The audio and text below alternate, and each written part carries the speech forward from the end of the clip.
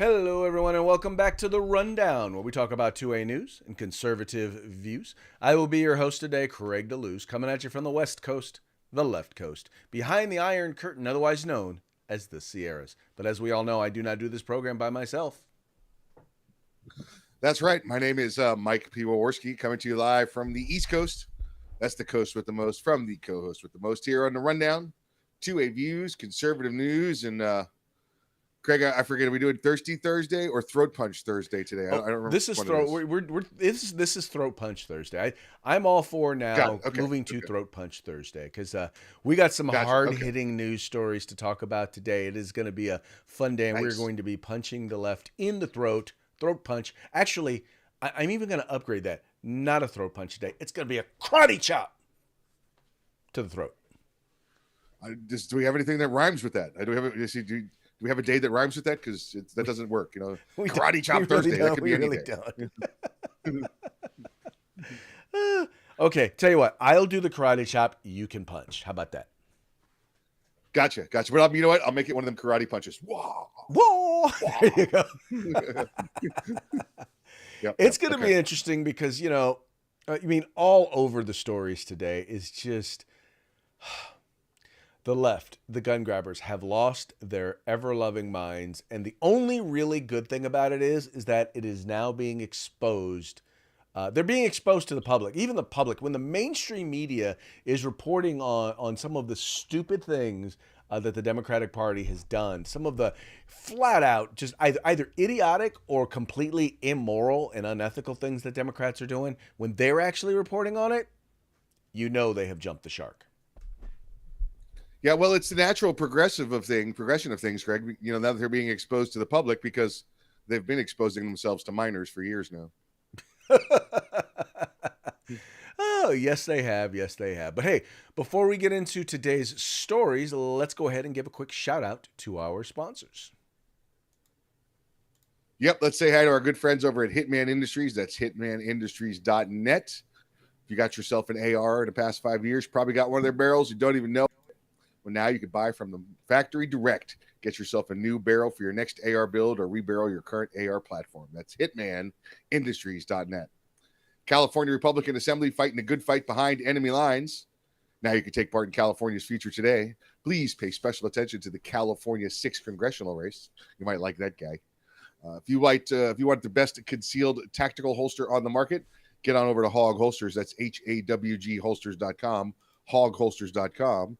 Use the discount code The Rundown, all one word, no spaces, all caps. Get a nice little discount.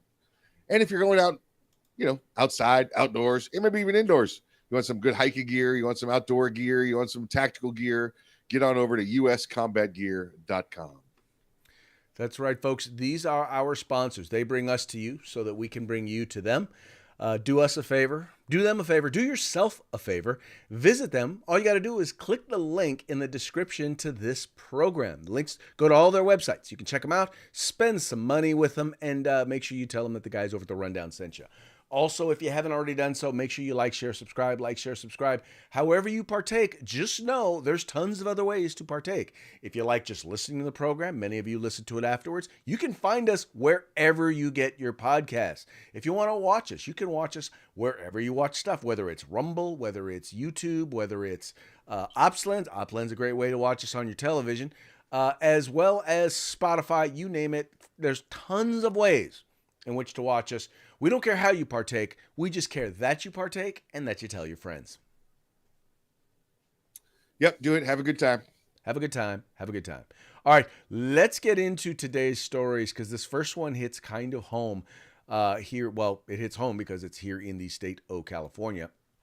So lobbying for and working on the Second Amendment issue here in California, I spent a lot of time in the California Public Safety Committee, California Assembly and Senate Public Safety Committees. And I can tell you that while they say that their job is about promoting public safety, their actions, primarily because they are Democrat controlled, do anything but.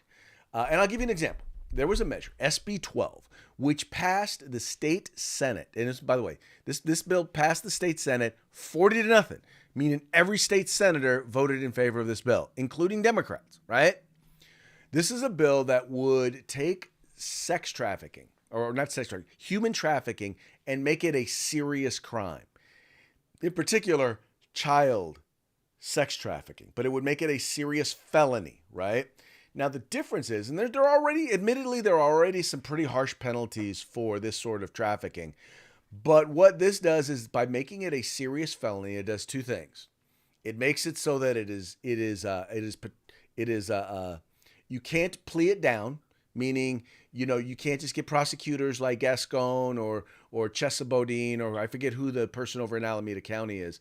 But these Soros district attorneys, they won't be allowed to plead them down.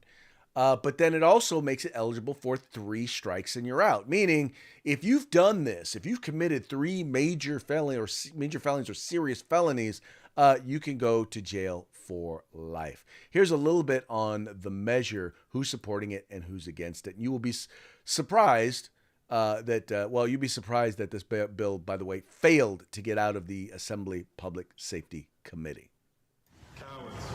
The California Assembly Committee on Public Safety just blocked a bill that could have made sex trafficking of minors a serious felony, a crime eligible for penalties under California's 3 strikes law. Today, they blocked our children from being saved. Odessa Perkins is a human trafficking survivor. She was forced into that horrific world at a very young age. Odessa doesn't sugarcoat what happens to children who are trafficked. This child, their innocence, can be stolen 100 times a day. Then the next day, they have to wake up, and it can be stolen another 100 times that day. And for those kids who do get out 2, 3, 4 years from now, how many bodies have been on top of their innocent, young, small body? That's how important it is to combat human trafficking. Odessa, along with other human trafficking survivors, went to Sacramento to show their support for Senate Bill 14. But the outcome is not what they expected. Why are you against something that could save children? Human trafficking is a multi-billion-dollar business and the subject of the new movie, Sound of Freedom. It is the fastest growing international crime network that the world has ever seen. California ranks #1 in the nation for reported cases of human trafficking. That's why State Senator Shannon Grove of the 12th District authored SB 14. The leader of the Public Safety Committee, Reggie Jones Sawyer, led the charge to kill this bill. Reggie Jones Sawyer, who is running for Mark Ridley Thomas's LA City Council seat, issued a statement that says in part, SB 14 makes no new corrective actions or enhancement to laws already in place. This bill needs considerable... So right now they're facing a lot of public scrutiny regarding this particular issue. And once again, as it noted, California is #1 when it comes to reported sex crimes. And this is from a local news station that says a day after rejecting a bill that would have classified child sex trafficking as a serious felony under California law, the Assembly Public Safety Committee is facing intense scrutiny from Democratic state leaders, including Governor Gavin Newsom, who are vowing to address the issue. The bill, written by Republican State Senator Shannon Grove, attempts to keep repeat offenders behind bars longer and would make them ineligible to be released early from prison. The bill, which Grove has worked on for 3 years, passed unanimously out of the Democratic-controlled state Senate. So, Mike, once again, this is a bill that got the support of Republicans and Democrats in the Senate, and yet the chair of the committee, and by the way, just so you know, the rest of the committee obviously capitulated because the bill didn't make it out, failed to get 1 Democratic vote. Now, admittedly, and I said this before in the intro, there are already strict penalties for this, but what this does is if you're a repeat offender, it makes sure you stay in jail for a longer period of time. I honestly do not get or understand why they would not support this measure. So, Craig, I didn't write his name down. Your committee chair, who's running for, I guess it looks like the city council there in LA, is the one that quashed this. Reggie Jones Sawyer. His statement. Okay, and his statement was, "It doesn't do enough, so why waste our time?" Is that true? I mean, this looks like it does plenty and enhances the crimes and the the as far as term and release. Why would he say no to this? Well, a part of the thing is that what it does is once it falls under 3 strikes, once it's a serious felony, it removes wiggle room for them to be able to plea bargain it or them to be able to give them smaller sentences, which, by the way, as we already know, folks like Chesa Boudin, who's no longer the district attorney there in San Francisco, or folks like George Gascon down in Los Angeles County, we know that, they don't really care about stuff like this. They're like, yeah, no, we're against putting people in jail. In fact, here's what's a trip. In the analysis, the Democrat analysis, a big chunk of the bill has nothing to do with child sex trafficking. It's all about 3 strikes. This is a fight. Yeah. In fact, the California Democrats who when they did a tweet about it, they focused on 3 strikes. This is not about protecting children. It's about protecting criminals. And what they said was, well, we need to, the 3 strikes, it disproportionately affects Black, Indigenous, and Native American people of color, right? And I'm like, you do realize that overwhelmingly the victims of those crimes, of these crimes, are Black, Native American, Indigenous people of color. So my question is, are you for protecting criminals of color or crime victims of color? Yep. Yeah, absolutely right. I do want to point out, like you said, California is the #1 location for this occurring in the United States. And folks, if you do the math here, right? Where's the #1 location of illegal immigrants in the United States? Where do they come through? They come through California. They come through Southern California specifically. So here you have your largest population, and guess what they bring with them? Children, whether it's their children or children to be sex trafficked. So here you go. This is why California is #1 on this, because of their allowance of illegal immigrants to come into their state, because they care about your local laws, and if they get caught, they're just going back home. So that's it. Oh, and by the way, the difference between illegal adult immigrants and illegal children immigrants is illegal children immigrants don't get to vote. So I think that's why your mayor your chairperson down there running for Los Angeles City Council, he does care about what the illegal immigrant adults want, which is not this bill, as opposed to what the children need. Well, and Mike, I think you made a very, very good point that we need to make sure to touch on. Right now, we have a very, very porous southern border. And here's a piece. Here's a little. You sent this to me yesterday, and we didn't really have an opportunity to plug it in the program. But this is Joe Gibson, and he's talking about the 85,000 minors who have come across our southern border, and we don't know what happened to them. They are gone. They have just flat out disappeared. Check it out. Your current system has 85,000 kids they can't find. What in the world? It's the New York Times. It's not Fox News. And we're sitting here talking about a fiction of saying there's an infant rolling through somewhere outside of Eagle Pass right now, begging to claim asylum. The infant is not doing that. This is absurd. You know it's absurd. We have language here put forward in good faith, trying to figure out how to stop what I see in this chart behind me, where unaccompanied children are spiking through the roof, have been doing so since Democrats have been in charge of the administration. The only blip is when you had a Republican in charge. You had kids on top of train cars getting abused by cartels. You got numbers spiking through the roof since President Biden has been in office. And all we want to simply do is say, we want to get them home to their families. We want to get them to the place where they can go to a port of entry so we can take care of them. And we're being traded by my colleagues on the other side of the aisle with where are the 1,000 that aren't being reunified? Well, go find the 85,000 that we don't even know where the hell they are under the Biden administration. I yield back. I mean, now we know where a good number of them are, don't we? And by the way, those are just the 85,000 where we don't know where they are. There are hundreds of thousands more where we claim we know where they are. We handed them over to some adult who said that they were a family friend or family member. We just dropped them off and haven't bothered to check in on them to see what's going on. Mike, and like I said, what's funny about it is that these are the very same people who are coming out about a movie that addresses the issue, and they're calling it a QAnon conspiracy.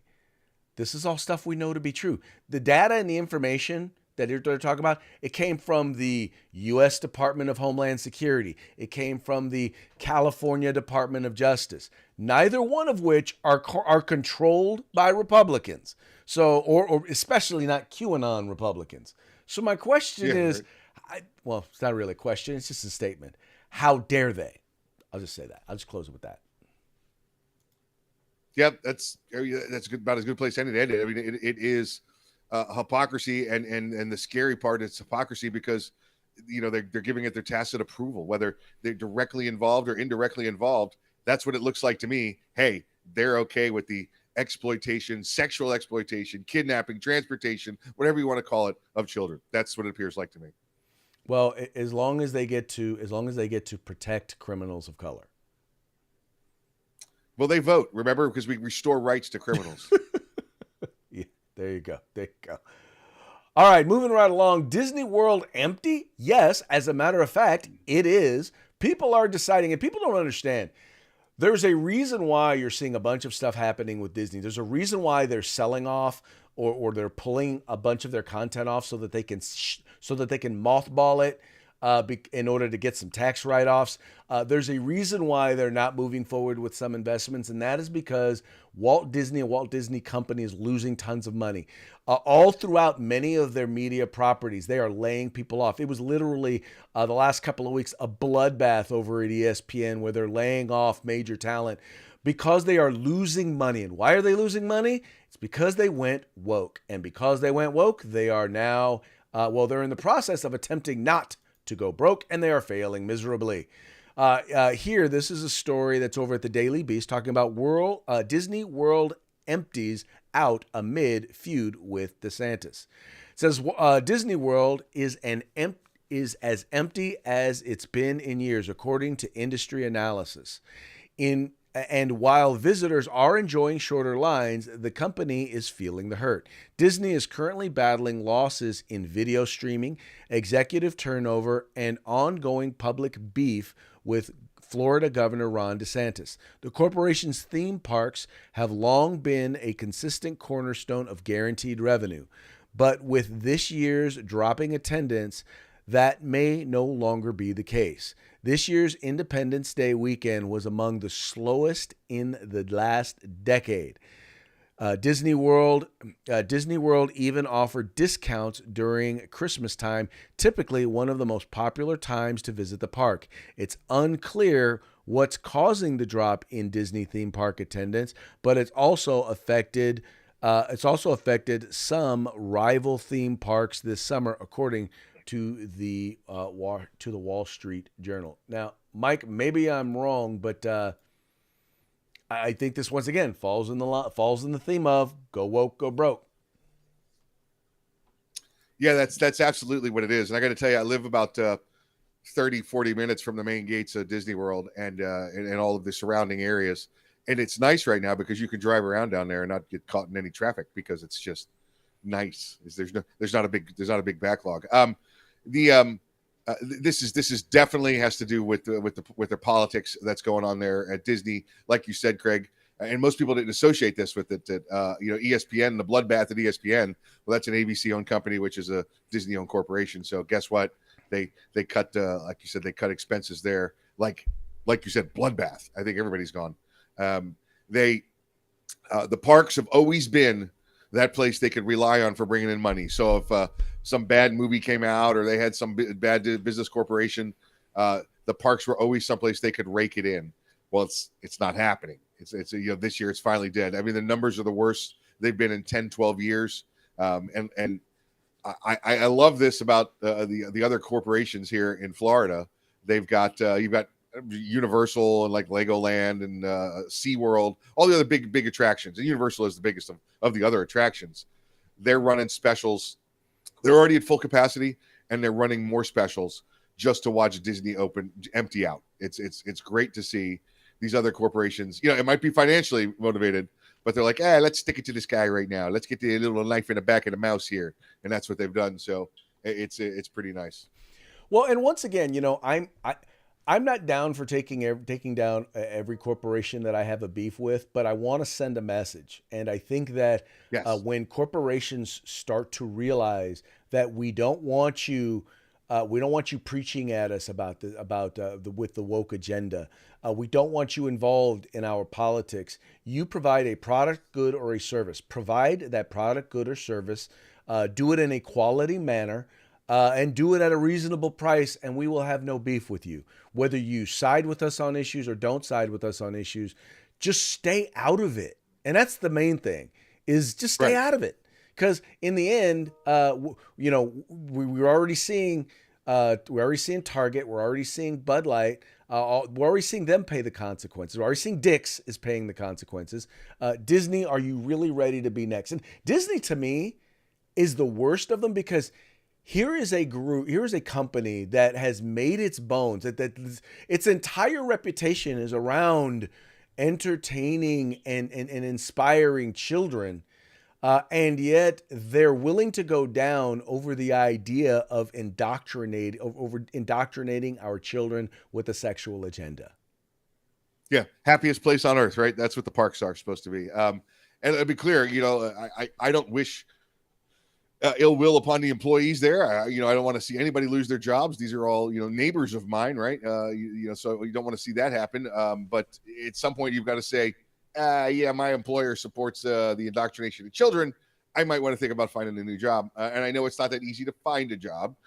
You know, when you're above the minimum wage level. Let's just say that you got to go out and, you know, find one all over again. But you know, I vote with my wallet. So here it is. Mm-hmm. I'm not going to Disney World because I vote with my wallet. As far as the other parks, you know, doing the dog pile thing here on Disney World. Well, you know what? If I'm Universal Studios, I don't want the governor coming after me.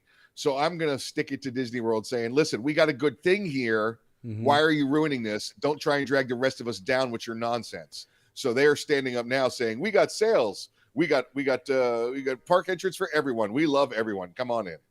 Well, you know, Mike, here's the thing. And the great thing about that is this, and this is where I think the employees can take some solace, is that that's the great thing about a free market is that someone will always step up to fill a void. And if people aren't going to Disney World, they're going somewhere else. If they aren't watching shows on Disney Plus, they're watching them somewhere else. And so that dollar is being moved somewhere else. All you got to do is find out where that is, because those people are hiring.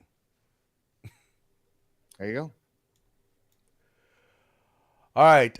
Well, okay. This is interesting because, you know, in the state of Washington, which has been almost completely Californicated, it is probably about, in terms of the mess created by their liberal policies, Washington is still a little bit behind California. California is still a little worse off than Washington State. But one of the big things they've been pushing in Washington, where they've been in the forefront, has been in the area of gun control and pushing an anti-gun agenda. But one of the things that we're finding is that, by the way, the whole idea for them of pushing a gun agenda, the anti-gun agenda, is, well, we want to decrease violent crime. And the way to do that is to keep people from being able to exercise their right to keep and bear arms. Well, Dave Workman over at AmmoLand, let's be clear. First of all, he's with the Second Amendment Foundation, but he writes for a number of places, including AmmoLand, wrote an article about the false promises, Washington murders climb, and crickets from the gun control crowd. That's right.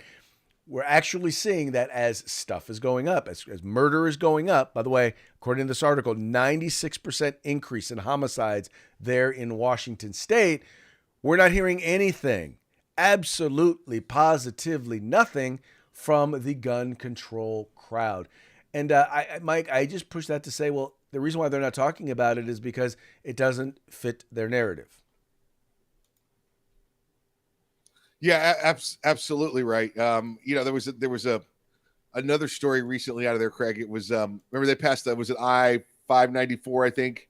Yep. A couple of years back, 6-7 years back now, where it made it a felony to transfer a firearm to someone that you didn't know, or someone that wasn't a direct descendant, relative, that kind of thing. So there could be no more private sales. They banned private sales, and they swore that those private sales, this new gun law would save lives. It cost them several $1 million to get into power, to get it into law, and then to continue to try and enforce it. And the study came out, Craig, of how many times that crime's been charged, that the illegal transfer of a firearm there in Washington State over the past 6-7 years. Craig, do you know how many times it's been charged? I have no idea. It was charged no times. One person had a felony on something else, and they pled it down to that. But nobody's ever been charged with this crime that they spent millions of dollars ensuring that it would reduce crime in Washington State. So just more of the lies from the left that this is going to solve crime. There's going to crime rates are going to go down. It's going to be no. This is all about taking your firearms away from you and letting you be the ward of the state rather than able to protect yourselves, folks. Well, let us be clear. The issue here is that gun laws, most gun control laws, do not affect criminals. They only affect law-abiding citizens. Criminals don't pay attention to the law. That's why they are defined. That's kind of fits the definition of being a criminal. Yep. They don't care about the law. Their whole point is they're going to make money by breaking it. Yep. But what's funny is nobody in the mainstream media ever calls these folks out on the promises made, promises not kept. Yeah, absolutely. And it's good to see people like Dave Workman, the Second Amendment Foundation, doing that as well. Yes, it is excellent. He always does phenomenal work. I enjoy reading all of his stuff.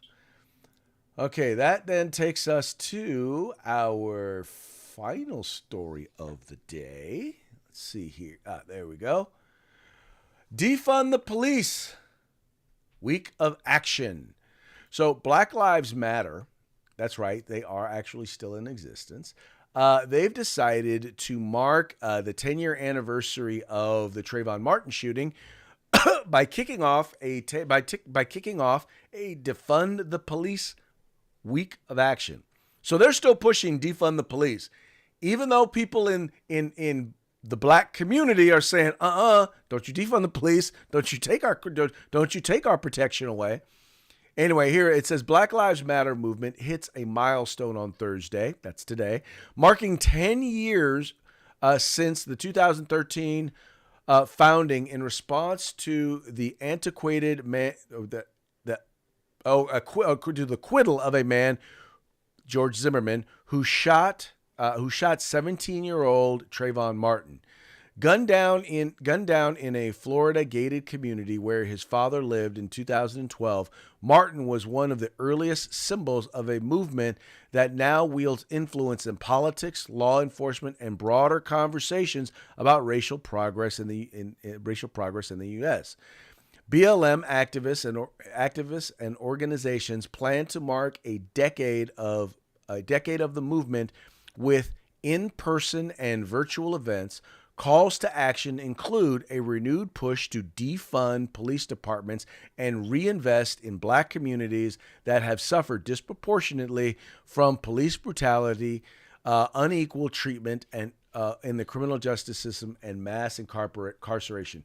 Now, the first thing, Mike, I have to say that I have noticed about this story is at the very beginning, you can tell it's an AP article, and I really think that Breitbart needs to read the AP articles that they post before they post them, because there's a whole bunch of stuff in here that is inconsistent with their normal reporting and messaging, and then also, quite frankly, isn't really true. Yeah, very true, very true. So, this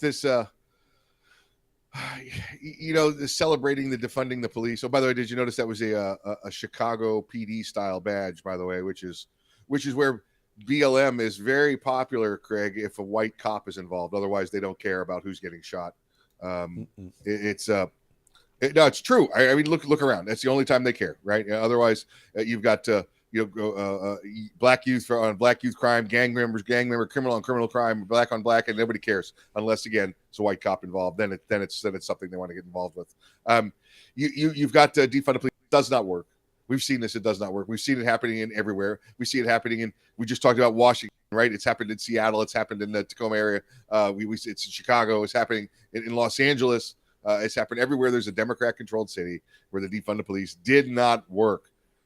I don't know why we just can't go over and pull their license to operate. Hey, defund police, not working.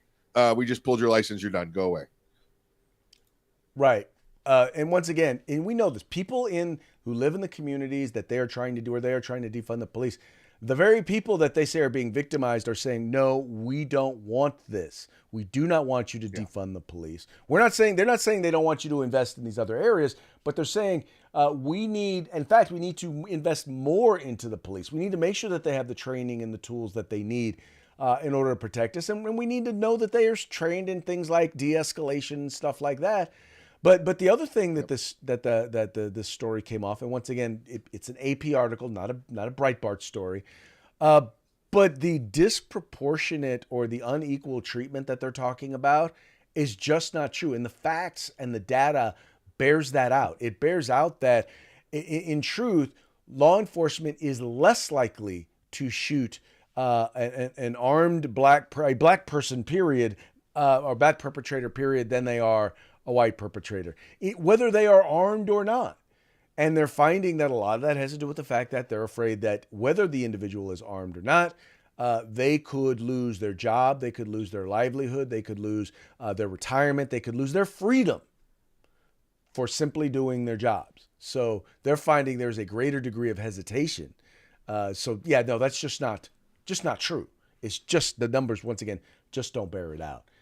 But they don't care about the truth on that side, do they? Just pulling up some stats, Craig. The Summer of Joy going on in Chicago right now, which is since June 1st. It's just about 100 people have been murdered via gun violence. Now, how many have been murdered by police officers? Well, here we go. It's all been by gunshot. Let's see, by victim assailant. I don't think it has that number. I don't see any here listed. Let's see. Hold on. I'll tell you. There have been three police involved shootings in the entire year, in Chicago area. So 3 and 3, and it looks like they one probably one are. killed. And by the way, just so you folks know, overwhelmingly, probably 80-90% of the time when a police shoots somebody, they are armed. Oh yeah. Otherwise that would be, the big news. They shot the guy with the cell phone kind of nonsense. And then those involved are, let's see, 82.3% black, 13.6% Hispanic, 4% white or other. So it's not even all white; it's other as well. So yeah, it's again the BLM movement does not care about black lives at all, unless it's a white officer involved. There you go. Well, no, whether it's an officer, because now they don't see black officers as black; they see them as blue. That's true. They call them the Uncle Tom officers. Yeah, they're saying they do. They're white black cops. Yeah. All right, folks. Well, hey, it's about time. It's about time for us to bring up our parting shots. Brought to you by Hog Holsters. Get your Hog Holster. HogHolsters.com. Make sure you get there and use the discount code The Rundown. All caps, no spaces, just like it is right up there. All caps, no spaces. Doesn't have to be red and white, but just make sure, once again, all caps, no spaces. Get your Hog Holster today. All right, we're gonna do a couple, and then we're gonna do a couple of memes, and then we're gonna do this video first because I love this video. I don't know if I'm gonna play the whole thing, but this is an example of how the indoctrination in our universities are so detached from reality. And you'll get this as soon as you see it.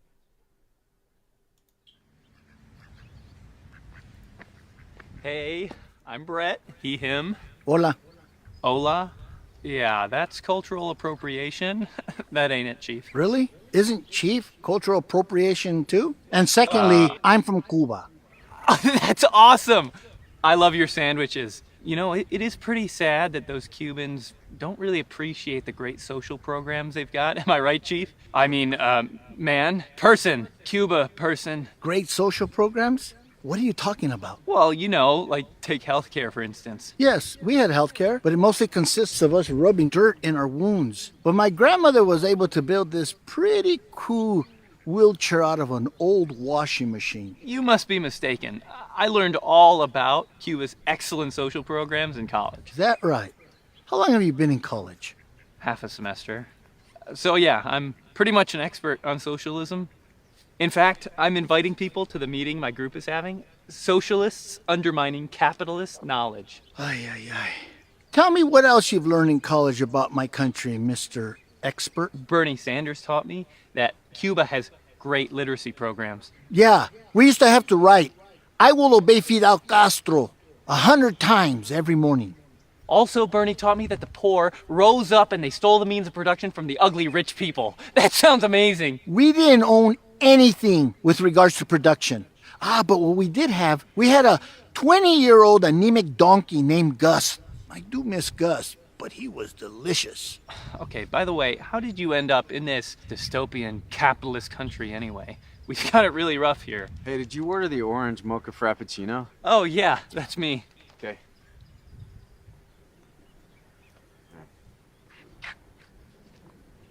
I hate when they look at you like they expect a tip.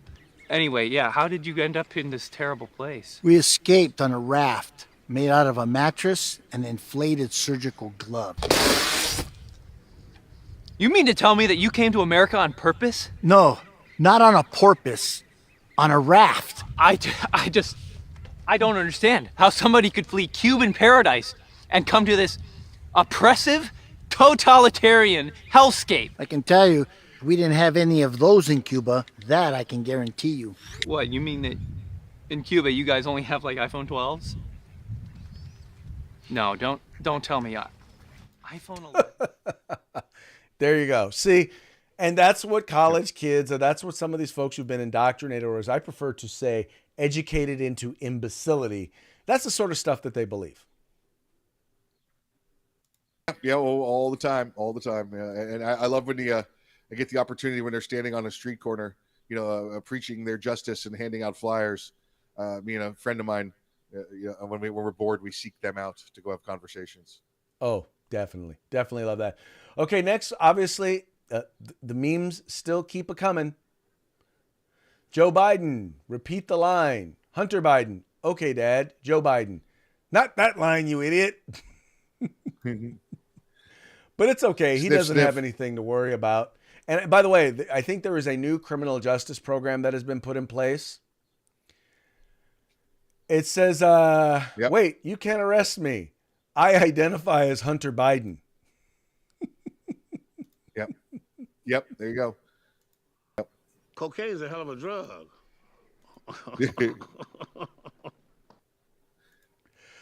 Cocaine. Greg, I know for a fact that Hunter Biden is not addicted to cocaine. He said he just likes the way it smells. Oh, well, okay. Now that you've clarified. Yeah. Oh, good stuff. All right, Michael, it's about that time. Do us a favor. Give us a shout out to our sponsors. Hitmanindustries.net. You can get calibers from handgun to rifle, and you can get any length you want for their barrels.